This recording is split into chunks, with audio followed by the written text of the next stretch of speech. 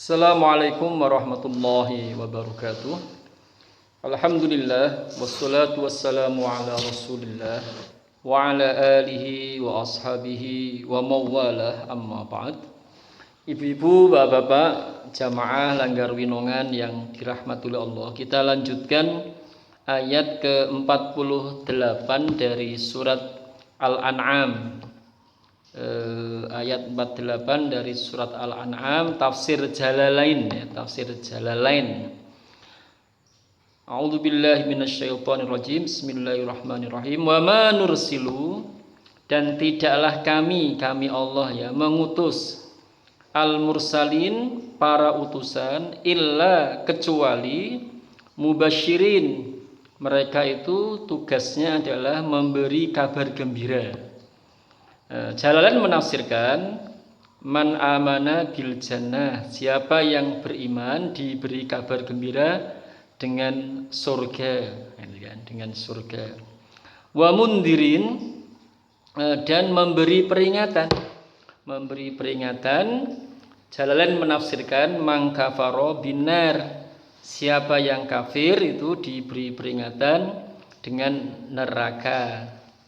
Faman, maka siapa yang amana beriman dari mereka, dari orang-orang yang diberi peringatan, diberi kabar gembira, wa aslaha, dan memperbaiki, Jalalain menafsirkan amalahu ya, memperbaiki amalnya, fala khaufun, maka tidak ada ketakutan, alaihim, atas mereka, walahum, dan tidaklah mereka yahzanun, mereka itu bersedih hati. Di fala khaufun alaihim walahum yahzanun, maka tidak ada ketakutan atas mereka dan tidaklah mereka bersedih hati. Itu Jalalain mengatakan fil akhirati, di akhirat. Jadi ibu-ibu, bapak yang dirahmati Allah, jadi tugas Nabi, tugas Rasul itu adalah mubasyirin wa mundirin. Apa itu mubasyirin? Memberi kabar gembira. Wa mundirin, apa itu? Memberi peringatan. Jadi tidak punya dalam beberapa hal itu tidak punya kekuatan untuk memaksa dalam beberapa hal. Tapi nanti ketika punya negara itu ya bisa menerapkan undang-undang, seperti ketika di Madinah itu kan ada kekuatan, dia punya otoritas gitu ya. Tapi ketika tidak punya otoritas itu ya hanya mubasyirin, hanya mundirin, hanya memberi kabar gembira, hanya memberi peringatan. Memberi kabar gembira, siapa yang beriman mendapat jannah, siapa yang kafir ingkar mendapat neraka. Nah, itu mubasyirin wa mundirin. Nah, lantas siapa yang beriman dan aslaha? Nah, ini yang perlu kita beri penekanan, itu adalah aslaha. Aslaha itu adalah memperbaiki. Nah, memperbaiki. Kalau Jalalain tadi memang mengatakan bu aslaha amalahu ya, memperbaiki amalnya. Itu tafsir Jalalain. Tapi beberapa orang, maksudnya beberapa ulama, itu lebih memberi penekanan aslaha itu adalah menjadikan orang itu baik. Jadi kalau dia untuk dirinya sendiri itu soleh ya. Ini Pak Soleh tidak tahu, ini Pak Soleh itu punya WA apa enggak, sehingga tidak tahu. HP-nya jadul kelihatannya. Baik, kembali ke tadi ya. Jadi wa aslaha itu adalah dia menjadikan orang itu baik. Nah, jadi itu ditekankan ke masyarakat dia itu satu beriman dan memperbaiki keadaan masyarakat. Nah, jadi ngajak-ngajak orang, memberi contoh orang, itu adalah aslaha.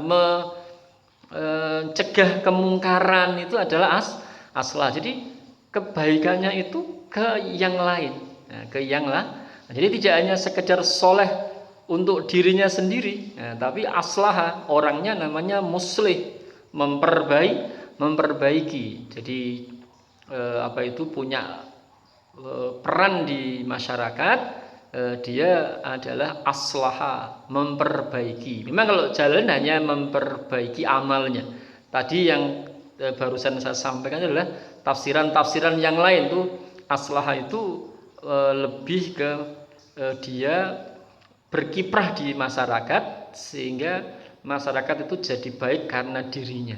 Nah, dia mengajak dia memberi teladan, memberi contoh, dia mencegah orang lain untuk berbuat kemungkaran. Nah, itu adalah as-salah. Jadi tidak hanya soleh saja untuk dirinya, tapi keberadaannya itu membuat yang lain itu jadi baik. Itu aslaha, itu as-alaha. Sekali lagi itu bukan jalalan ya, tapi kami tambahkan beberapa pandangan ulama-ulama yang lain. Nah, baik.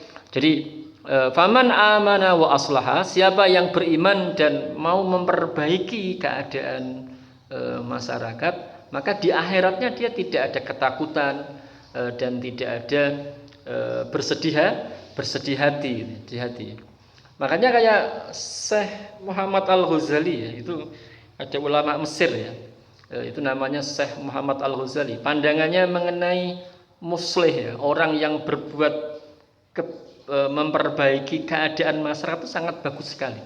Nah, jadi beliau ya intinya ya tidak kok mendeskripsikan muslim itu baik untuk dirinya, tidak cukup.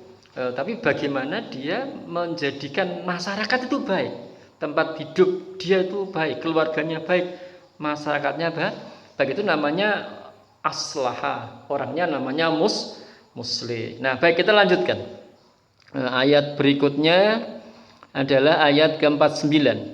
Walladzina dan orang-orang yang kadzabu, mereka mendustakan biayatina, ayat-ayat kami. Jadi para nabi, para rasul memberi kabar gembira, memberi peringatan. Ada orang yang malah mendustakan ayat-ayat yang dibacakan oleh nabi dan rasul. Nah, bagaimana keadaannya? Ya masum, akan menimpa pada mereka al-adabu, adab, bima kanu, karena apa yang adalah mereka yafsukun, mereka berbuat kefasikan.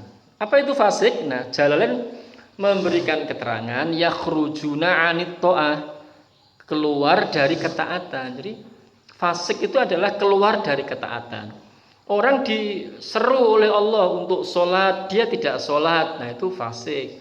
Orang diseru untuk puasa, dia tidak puasa, itu namanya fasik. Disuruh zakat, tidak berzakat, itu namanya fasik. Nah, itu orang yang mendustakan ayat-ayat Allah. Ayat-ayat Allah kan mengajak kebaikan, mengajak al-khair. Nah, dia mendustakan, otomatis dia adalah keluar dari ayat-ayat Allah yang mengajak kebaikan. Otomatis dia fasik. Apa itu fasik?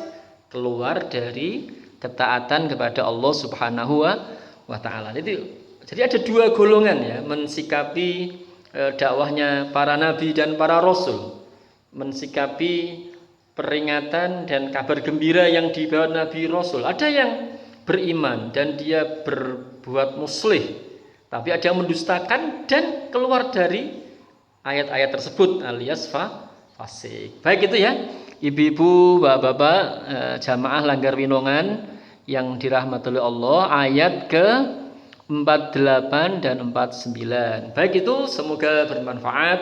Allahumma inna nastaudi'uka ma'allamtanahu fardudhu ilaina inda hajatina ilaihi wa la tansanahu ya rabbal alamin. Assalamualaikum warahmatullahi wabarakatuh.